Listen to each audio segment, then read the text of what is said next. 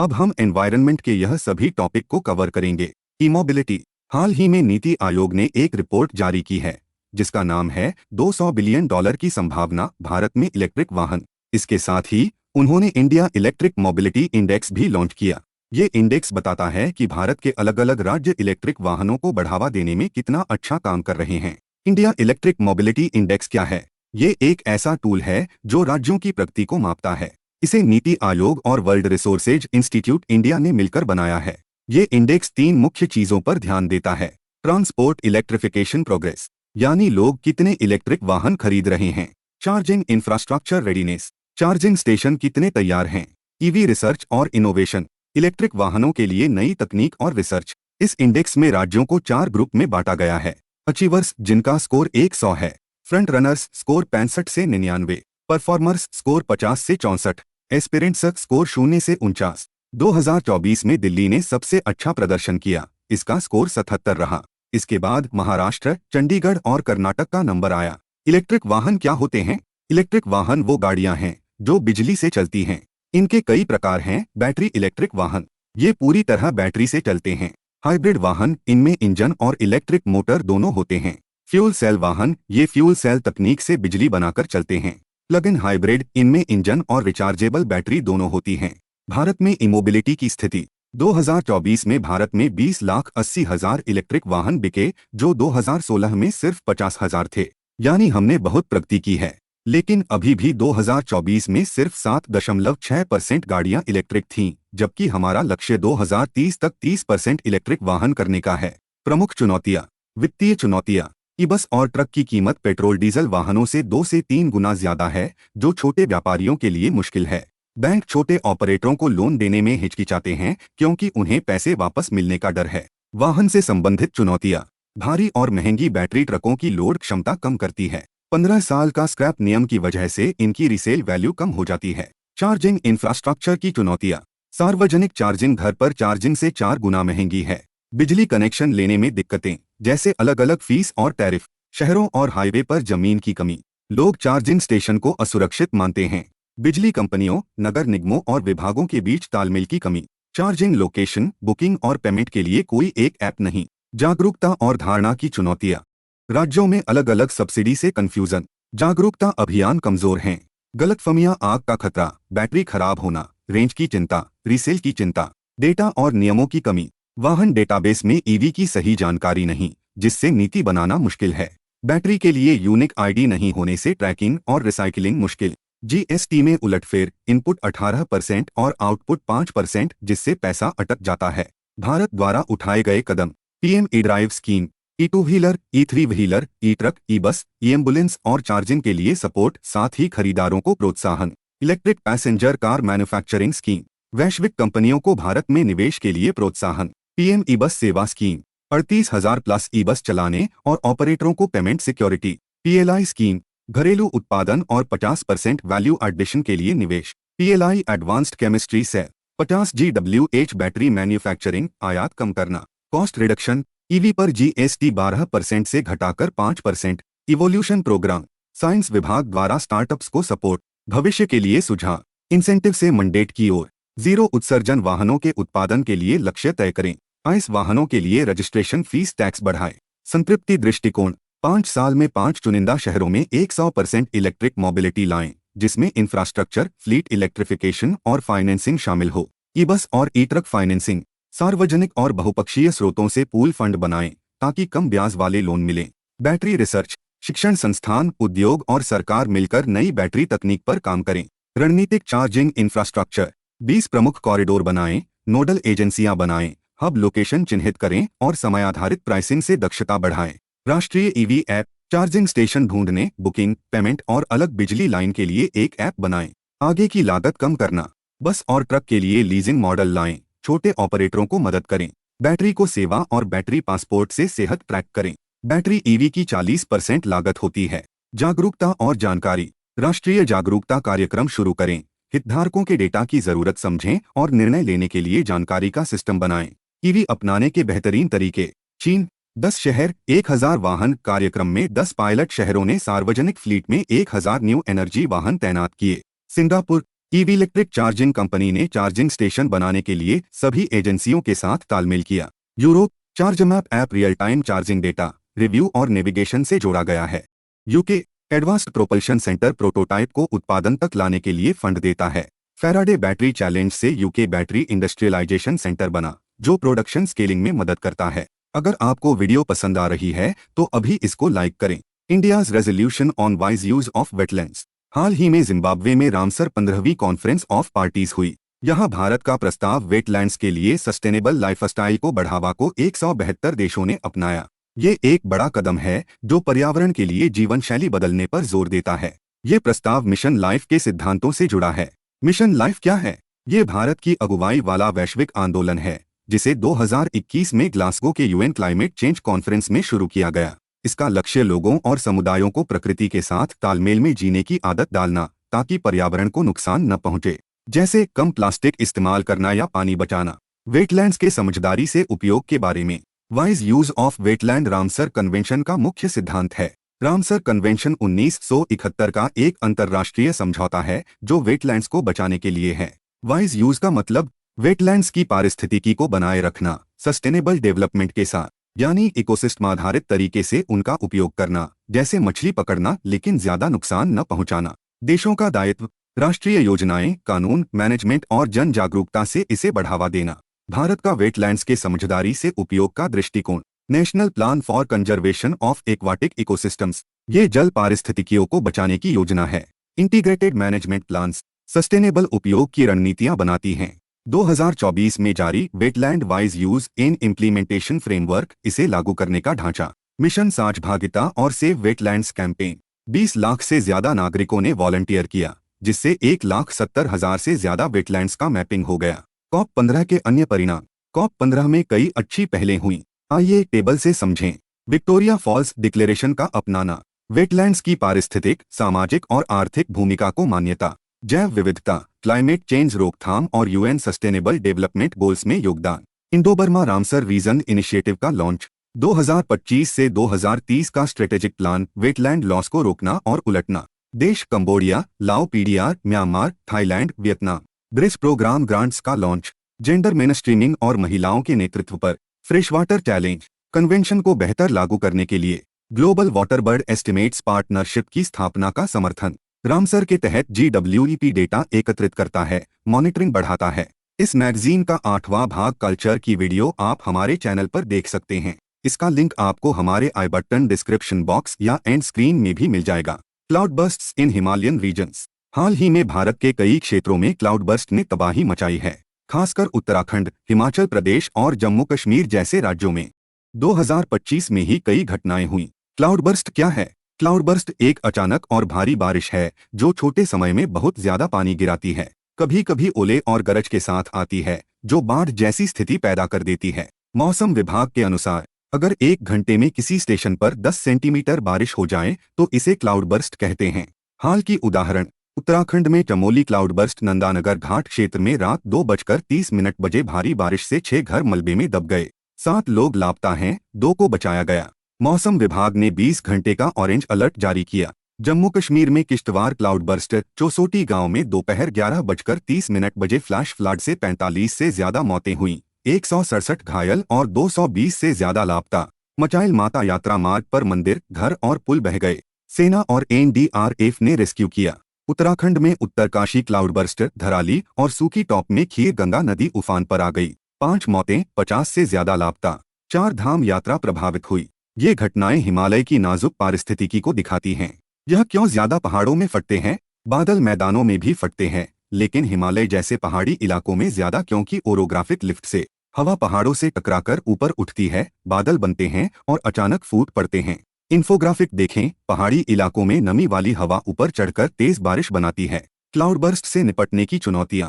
जलवायु परिवर्तन। Global warming से बारिश के पैटर्न बिगड़ गए। हर 1 डिग्री सेल्सियस तापमान बढ़ने से हवा में 7% ज्यादा नमी आ जाती है, जिससे बारिश तीव्र हो जाती है। पूर्वानुमान की समस्या। ये बहुत स्थानीय और छोटा समय का होता है। भविष्यवाणी मुश्किल। सैटेलाइट सटीक नहीं। डॉपलर रडार 3 घंटे पहले चेतावनी देते हैं, लेकिन महंगे और कम हैं। मानवीय कारक। जंगलों की कटाई, वेटलैंड्स का नुकसान और बिना प्लानिंग विकास से प्राकृतिक सोखने की क्षमता कम हो जाती है, फ्लड और नुकसान बढ़ता है। आगे का रास्ता, एजेंसियों के बीच तालमेल, केंद्र और राज्य मिलकर नियम अपडेट करें, कानून बदलें, नीतियां रिव्यू करें, आखिरी मील तक चेतावनी पहुंचाएं। संरचनात्मक उपाय, ढलानों को स्थिर करना, बायो इंजीनियरिंग और सुरक्षात्मक संरचनाएं, स्टॉर्म वाटर ड्रेनेज, नदियों और प्राकृतिक जल प्रणालियों का रखरखाव। गैर संरचनात्मक उपाय, मल्टी हैजर्ड इंश्योरेंस का विस्तार जानमाल के लिए, जोखिम संवेदनशील शहरी नियोजन, बिल्डिंग बायलॉज में बदला, उच्च जोखिम वाले इलाकों में मल्टीलेवल सेफ्टी प्लानिंग, क्षमता विकास, स्थानीय निकायों को मजबूत करें, इंश्योरेंस और रिस्क ट्रांसफर को बढ़ावा दें। जलवायु परिवर्तन जोखिम प्रबंधन, राज्य विशेष और स्थानीय अनुकूलन प्रयासों को सपोर्ट करें।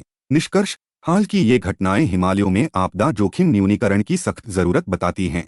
हमें रिएक्टिव राहत से आगे बढ़कर प्रोएक्टिव लचीलापन बनाना होगा। मजबूत early warning system, community based अनुकूलन, सस्टेनेबल डेवलपमेंट से जोड़ना, टेक्नोलॉजी, स्थानीय ज्ञान और अच्छी गवर्नेंस से जोखिम कम करें। इस मैगजीन का 7वां भाग साइंस एंड टेक्नोलॉजी की वीडियो आप हमारे चैनल पर देख सकते हैं। इसका लिंक आपको हमारे आई बटन डिस्क्रिप्शन बॉक्स या एंड स्क्रीन में भी मिल जाएगा। इंडियाज वाटर मैनेजमेंट, संसद की एक हालिया रिपोर्ट में बताया गया है कि तकनीक और निवेश बढ़ने के बावजूद हमें कई चुनौतियां हैं। पहला मुद्दा है बाढ़ की भविष्यवाणी। हमारे देश में केंद्रीय जल आयोग 340 जगहों पर बाढ़ की चेतावनी देता है, जो 22 राज्यों और 2 केंद्र शासित प्रदेशों को कवर करती हैं। अच्छी खबर यह है कि 2026 तक इसे 375 जगहों तक बढ़ाने की योजना है, लेकिन जलवायु परिवर्तन की वजह से बाढ़ की भविष्यवाणी करना मुश्किल हो रहा है। इसलिए सुझाव है कि इस सिस्टम को और आधुनिक करना चाहिए ताकि हम पहले से बेहतर तैयारी कर सकें। उदाहरण के लिए, इस साल असम में आई बाढ़ ने लाखों लोगों को प्रभावित किया और बेहतर भविष्यवाणी से नुकसान कम हो सकता था। दूसरा बिंदु है नदियों को जोड़ने का कार्यक्रम। भारत ने 30 नदियों को जोड़ने की परियोजनाएं बनाई हैं ताकि पानी का बंटवारा बेहतर हो। लेकिन समस्या ये है कि पानी राज्य का विषय है और राज्यों में आपस में सहमति नहीं बन पाती। सुझाव है कि इन परियोजनाओं के फायदों पर और पढ़ाई हो और राज्यों को जागरूक करके जल्दी काम शुरू किया जाए। इससे बाढ़ और सूखे दोनों से निपटने में मदद मिलेगी। तीसरा, बांधों की सुरक्षा। भारत में 6000 से ज्यादा बांध हैं, लेकिन केवल 459 के पास आपातकालीन योजना है।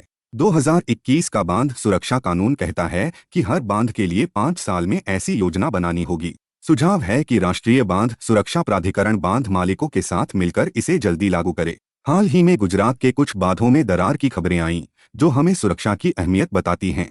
चौथा, रेन वाटर हार्वेस्टिंग और जल संरक्षण। सरकार के जल शक्ति अभियान और जल संचय जन भागीदारी जैसे कार्यक्रमों ने लोगों को पानी बचाने और भूजल बढ़ाने के लिए प्रेरित किया है। 2024 में भूजल में 11.36 बिलियन क्यूबिक मीटर की बढ़ोतरी हुई, जो 2017 की तुलना में बड़ी उपलब्धि है। सुझाव है कि राज्यों को इसके लिए विशेष फंड दिए जाएं, ताकि और लोग बारिश का पानी इकट्ठा करें। आखिरी बिंदु है एकजुट और सक्रिय दृष्टिकोण। नई राष्ट्रीय जल नीति पर विचार चल रहा है। साथ ही सीमा पार बाढ़ प्रबंधन के लिए जल शक्ति मंत्रालय और विदेश मंत्रालय को मिलकर काम करना चाहिए। गंगा सफाई मिशन में स्थानीय सांसदों और विधायकों को शामिल करने से बेहतर नतीजे मिल सकते हैं। हाल ही में गंगा में प्रदूषण की खबरें फिर से चर्चा में थीं, जो हमें एकजुट काम की जरूरत बताती हैं। इस मैगजीन का चौथा भाग सिक्योरिटी की वीडियो आप हमारे चैनल पर देख सकते हैं। इसका लिंक आपको हमारे आई बटन डिस्क्रिप्शन बॉक्स या एंड स्क्रीन में भी मिल जाएगा। Global outlook council on water investments. दक्षिण अफ्रीका के राष्ट्रपति सिरिल रामाफोसा ने हाल ही में 13 अगस्त 2025 को केप टाउन में एक समिट में एक नया संगठन लॉन्च किया। इसका नाम global outlook council on water investments यानी गोसी है। ये G20 की अध्यक्षता के दौरान एक विरासत परियोजना है, जो पानी के लिए दुनिया भर में पैसा जुटाने का बड़ा प्लेटफॉर्म बनेगी। सबसे पहले गोसी क्या है? ये ग्लोबल वाटर पार्टनरशिप के ग्लोबल ट्रांसफॉर्मेशन एजेंडा का मुख्य हिस्सा है। GWP एक अंतर्राष्ट्रीय संगठन है जिसमें कई देश, कंपनियां और लोग मिलकर काम करते हैं। उनका मकसद है पानी के संसाधनों को निष्पक्ष, टिकाऊ और कुशल तरीके से प्रबंधित करना। इस एजेंडा का लक्ष्य 2030 तक पानी की सुरक्षा के लिए $15 अरब जुटाना है। गोसी इसी को मजबूत करेगा ताकि दुनिया के नेता और निवेशक पानी पर ध्यान दें। अब इसका मुख्य काम, ये एक उच्च स्तरीय मंच बनेगा जो दुनिया भर में पानी के निवेश के लिए राजनीतिक और वित्तीय जोश बनाए रखेगा। मतलब ये ट्रैक करेगा कि कितना पैसा आ रहा है, फाइनेंसिंग के रास्ते खुलेगा और हर साल रिपोर्ट देगा। G20 संयुक्त राष्ट्र, विकास बैंक और निजी कंपनियों को एक साथ लाएगा।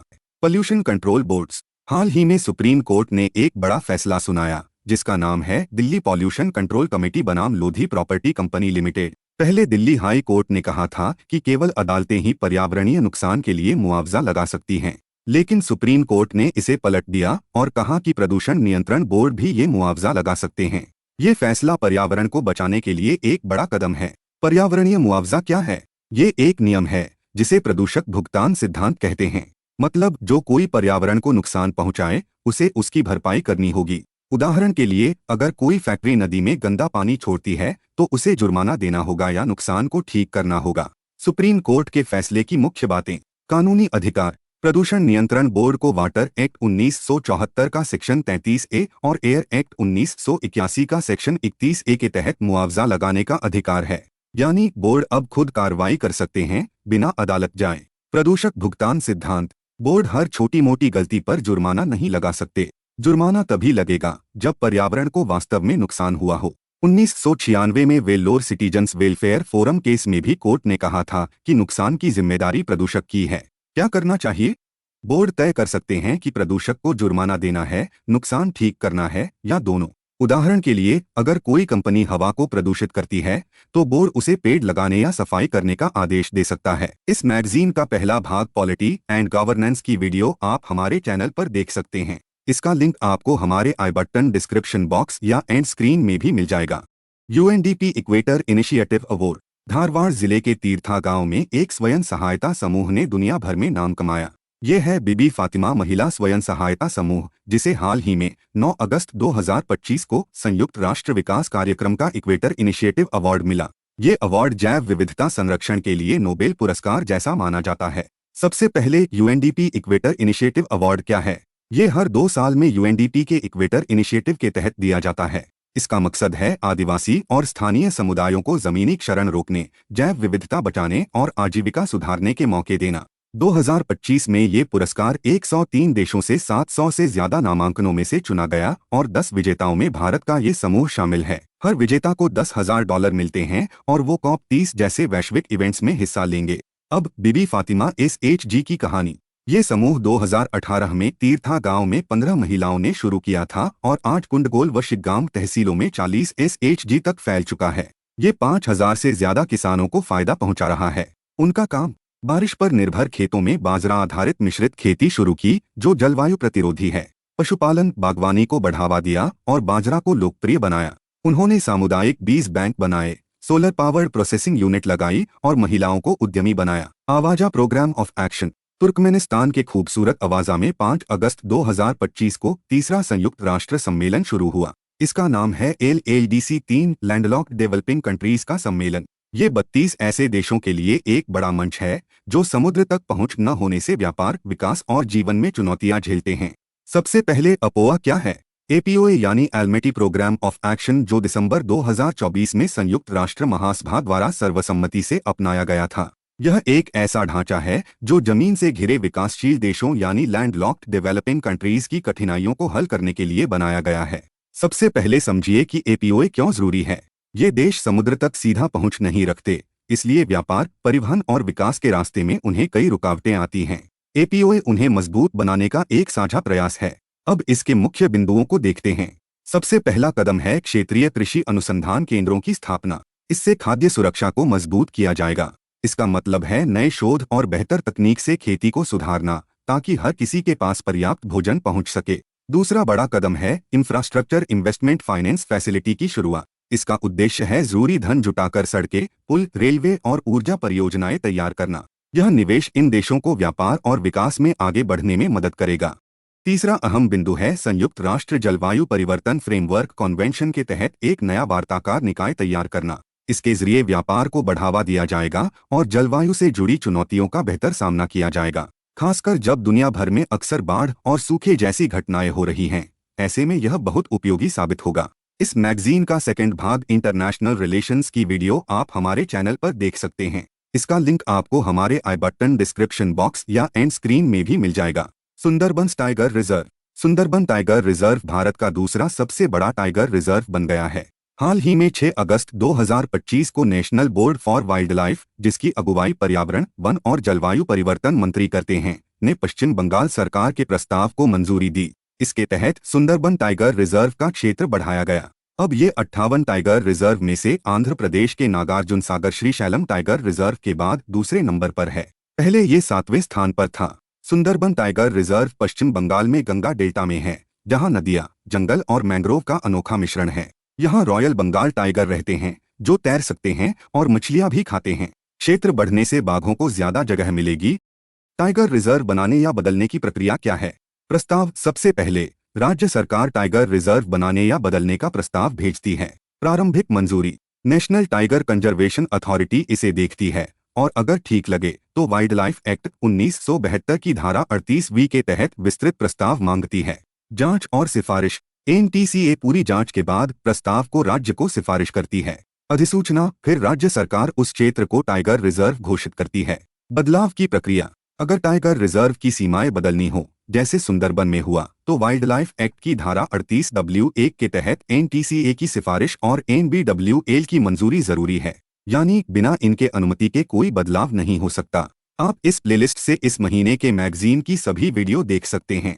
मातृ वैन इनिशिएटिव। गुरुग्राम के अरावली पहाड़ियों में 750 एकड़ का एक बड़ा जंगल उग रहा है, जो शहर की हवा को साफ करेगा और प्रकृति को नई जिंदगी देगा। हाल ही में 2 अगस्त 2025 को वन महोत्सव के दौरान केंद्रीय पर्यावरण मंत्री भूपेंद्र यादव और केंद्रीय आवास मंत्री मनोहर लाल ने इसका शिलान्यास किया। ये पहल एक पेड़ मां के नाम कार्यक्रम का हिस्सा है, जो मां प्रकृति को श्रद्धांजलि देते हुए पेड़ लगाने को प्रोत्साहित करता है। सबसे पहले मातृ वन क्या है? ये गुरुग्राम फरीदाबाद रोड के पास साकतपुर गांव के नजदीक एक थीम आधारित शहरी जंगल है। इसका मकसद है पारिस्थितिकी को बचाना, शहर को टिकाऊ बनाना और लोगों को इसमें जोड़ना। दिल्ली एनसीआर के लिए ये फेफड़े जैसा काम करेगा, जहां प्रदूषण और गर्मी से परेशानी हो रही है। ये जंगल सिर्फ पेड़ लगाने से ज्यादा है। आक्रामक प्रजातियों को हटाना, जो विदेशी पौधे स्थानीय को नुकसान पहुंचा रहे हैं, उन्हें साफ करना ताकि मूल जंगल वापस आए। देशी पेड़ लगाना। अरावली के लिए उपयुक्त पेड़ जैसे नीम, बबूल या पीपल लगाए जाएंगे, जो मिट्टी बांधें और पानी बचाएं।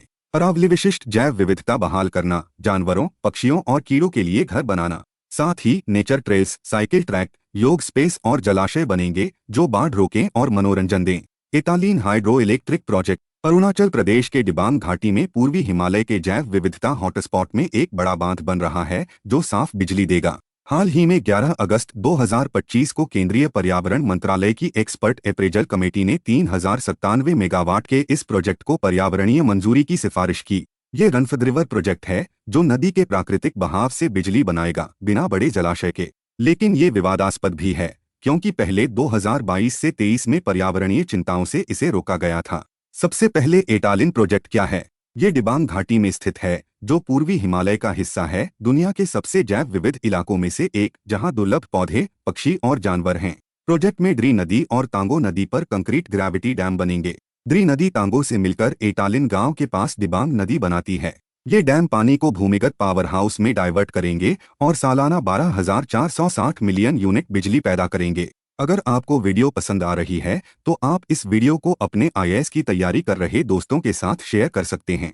Volcanic eruptions in news. हाल ही में सितंबर 2025 में 2 बड़े ज्वालामुखी सुर्खियों में हैं, इंडोनेशिया का माउंट लेवोटोबी और अमेरिका का माउंट किलाउआ। सबसे पहले माउंट लेवोटोबी। ये इंडोनेशिया के फ्लोरेस द्वीप पर 2 स्ट्रेटोवोल्केनो से बना है, लेवोटोबी लकीलकी और लेवोटोबी पेरम्पुआन, जो एक दूसरे से सिर्फ 2 किलोमीटर दूर हैं। ये पति पत्नी की तरह नामित हैं।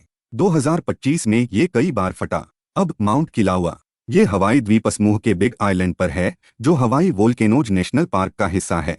हवाई अमेरिका का एकमात्र द्वीपों से बना राज्य है, कोई महाद्वीपीय हिस्सा नहीं। विस्फोट हलेमाऊ माऊ क्रेटर में हो रहे हैं, जहां दिसंबर 2024 से 32 बार फटा चुका है। Drake passage. ड्रेस पैसेज में 7.5 तीव्रता का भूकंप आया है, जो अर्जेंटीना और चिली के पास स्थित समुद्री क्षेत्र है। ड्रेक पैसेज कहाँ है? ड्रेक पैसेज दक्षिण अमेरिका के सबसे दक्षिणी सिरे केप हॉर्न और अंटार्कटिका के उत्तरी हिस्से साउथ शेटलैंड द्वीपों के बीच स्थित है। इसे धरती के सबसे कठिन समुद्री रास्तों में गिना जाता है। नामकरण। इस समुद्री मार्ग का नाम इंग्लैंड के प्रसिद्ध नाविक और विश्व परिक्रमा करने वाले सर फ्रांसिस ड्रेक के नाम पर रखा गया है। समुद्री धारा। यहाँ पानी पश्चिम से पूर्व की ओर बहता है और यह अंटार्कटिक सरकमपोलर करंट का हिस्सा है। यह धारा दुनिया की सबसे बड़ी और सबसे तेज समुद्री धारा मानी जाती है। ऐतिहासिक महत्व। पनामा नहर खुलने से पहले यानी 1914 तक ड्रेक पैसेज व्यापार का एक बेहद जरूरी समुद्री रास्ता था। दुनिया के जहाज इसी मार्ग से अटलांटिक और प्रशांत महासागर के बीच सफर करते थे। नौकायन की चुनौती। ड्रेक पैसेज को आज भी समुद्र का सबसे खतरनाक इलाका माना जाता है। यहाँ अक्सर तूफानी हवाएं, बर्फीली लहरें और तेज धाराएं चलती हैं। इस कारण से हॉर्न को पार करना जहाजों और नाविकों के लिए वास्तविक कठिन परीक्षा होती है। इस मैगजीन के एथिक्स और मैप्स को फुल मैगजीन वाली वीडियो में कवर किया गया है। आप उस वीडियो में यह देख सकते हैं। आप इस वीडियो के डिस्क्रिप्शन बॉक्स या फिर इस एंड स्क्रीन से इसी मैगजीन के और पार्ट्स को भी देख सकते हैं। अगर आपको यह वीडियो पसंद आई तो इस वीडियो को लाइक, शेयर और चैनल नो नेम IAS को सब्सक्राइब करना ना भूले।